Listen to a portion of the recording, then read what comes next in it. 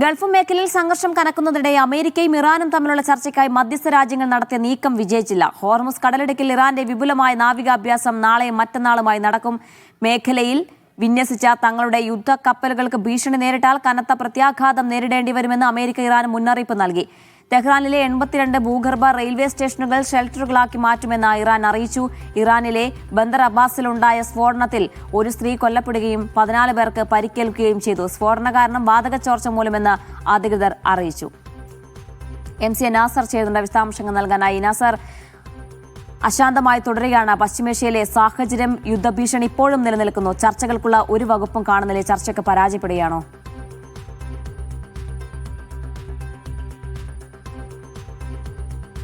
തുർക്കിയുടെയും അതോടൊപ്പം തന്നെ ഗൾഫ് രാജ്യങ്ങളുടെയും മേൽനോട്ടത്തിൽ വളരെ ശക്തമായിട്ടുള്ള നയതന്ത്ര ദൗത്യം ഇപ്പോൾ പോലും തുടരുകയാണ്. പക്ഷേ അമേരിക്ക മുന്നോട്ട് വെച്ചിരിക്കുന്ന ഉപാധികൾ ഒരു നിലക്കും സ്വീകാര്യമല്ല എന്ന് ഇറാൻ ഈ മധ്യസ്ഥ രാജ്യങ്ങളെ അറിയിച്ചതായിട്ടാണ് റിപ്പോർട്ടുകൾ വ്യക്തമാക്കുന്നത്. പ്രധാനമായിട്ടും ആണവ പദ്ധതി തീർത്തും ഉപേക്ഷിക്കണമെന്നതാണ് അമേരിക്ക മുന്നോട്ട് വെച്ച പ്രധാനപ്പെട്ട ഉപാധികളിലൊന്ന്. രണ്ടാമത്തെ ഉപാധി എന്നത് ബാലിസ്റ്റിക് മിസൈലിൻ്റെ അത് നിജപ്പെടുത്തണം എന്നൊരു നിർദ്ദേശം മുന്നോട്ട് വെച്ചിരിക്കുന്നു. അതോടൊപ്പം തന്നെ സമീപകാലത്ത് നടന്ന പ്രക്ഷോഭത്തിൽ പിടികൂടിയവരെ പൂർണ്ണമായിട്ടും വിട്ടയക്കണം, അവർക്കെതിരെ ശിക്ഷാ നടപടികൾ കൈക്കൊള്ളരുത് എന്നതാണ് മറ്റൊരു നിർദ്ദേശം. ഈ 3 നിർദ്ദേശങ്ങളും ഇറാനെ സംബന്ധിച്ചിടത്തോളം സ്വീകരിക്കാൻ സാധ്യമല്ല. ആണവ പദ്ധതി സമാധാനപൂർണ്ണമായിരിക്കും. ഒരു നിലയ്ക്കും ആണവായുധം നിർമ്മിക്കുന്നത് ഇറാന്റെ അജണ്ടയിലില്ല. അത്തരമൊരു പദ്ധതിയുമായിട്ട് നേരത്തെ തന്നെ അമേരിക്ക ഉൾപ്പെടെയുള്ള വൻശക്തി രാജ്യങ്ങളുമായി കരാർ രൂപപ്പെടുത്തിയതാണ്. ആ കരാറിൽ നിന്ന് പിൻവാങ്ങിയത് അമേരിക്കയാണ്.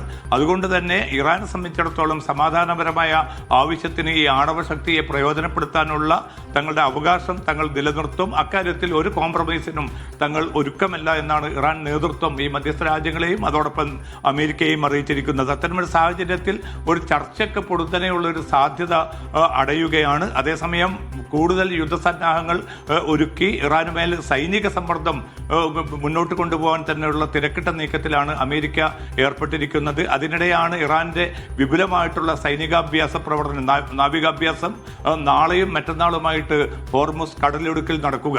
ഇതിനുവേണ്ടി വലിയ ഒരുക്കങ്ങളും സംവിധാനങ്ങളുമാണ് ഇറാൻ ഏർപ്പെടുത്തിയിരിക്കുന്നത്. ഇത് അടുത്ത കാലത്ത് ഏറ്റവും വിപുലമായിട്ടുള്ള സൈനികാഭ്യാസം ഈ മേഖലയിൽ നടക്കുന്നതും ഇതാദ്യം തന്നെയാണ്.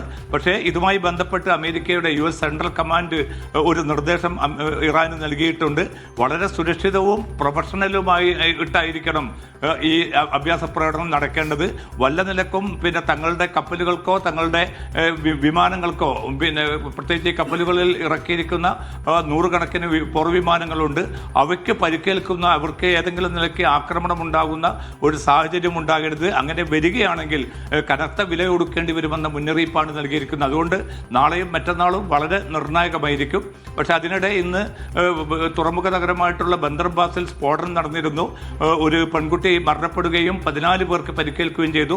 പക്ഷെ ആ സ്ഫോടനത്തിന്റെ കാരണം കെട്ടിടത്തിലുണ്ടായ വാതക ചോർച്ച മൂലമാണ്. മറ്റ് ആരുടെയും ഇടപെടൽ ഇല്ല എന്നാണ് അല്പം മുമ്പ് ഇറാൻ നേതൃത്വം വിശദീകരിച്ചിരിക്കുന്നത്. ഇന്ന് പകൽ ഇറാന്റെ ഈ നാവിക കമാൻഡർ അലി റിസ കൊല്ലപ്പെട്ടതായിട്ടുള്ള വ്യാപകമായിട്ടുള്ള ഒരു വാർത്ത പരന്നിരുന്നു. പക്ഷേ ഇറാൻ അത് നിഷേധിച്ചിട്ടുണ്ട്. വസ്തുതാവിരുദ്ധമാണ് അത്തരം വാർത്തകൾ. അതിൻ്റെ പിന്നിൽ മറ്റ് പല താല്പര്യങ്ങളുമുണ്ട്. പക്ഷേ വളരെ സുരക്ഷിതമായിരിക്കുകയാണ് കമാൻഡർ എന്നുകൂടി ഇറാൻ നേതൃത്വം അല്പം മുമ്പ് വിശദീകരണം പുറത്തിറക്കിയിട്ടുണ്ട്. ജീന. ശരി നാസർ, ഏതായാലും ഇറാനെതിരെ അമേരിക്കയുടെ പ്രകോപന നീക്കം തുടർന്നുകൊണ്ടിരിക്കുകയാണ്. അതേസമയം തന്നെ മധ്യസ്ഥ രാജ്യങ്ങളുടെ ഭാഗത്തു നിന്ന് ഏതെങ്കിലും രീതിയിൽ ചർച്ച ചെയ്തുകൊണ്ട് ഇതൊരു യുദ്ധത്തിലേക്ക് നയിക്കാതിരിക്കാനുള്ള നീക്കം നടത്തിക്കൊണ്ടിരിക്കുകയാണ്. സമഗ്രമായ വിശദാംശങ്ങളാണ് MC നാസർ നൽകിയത്.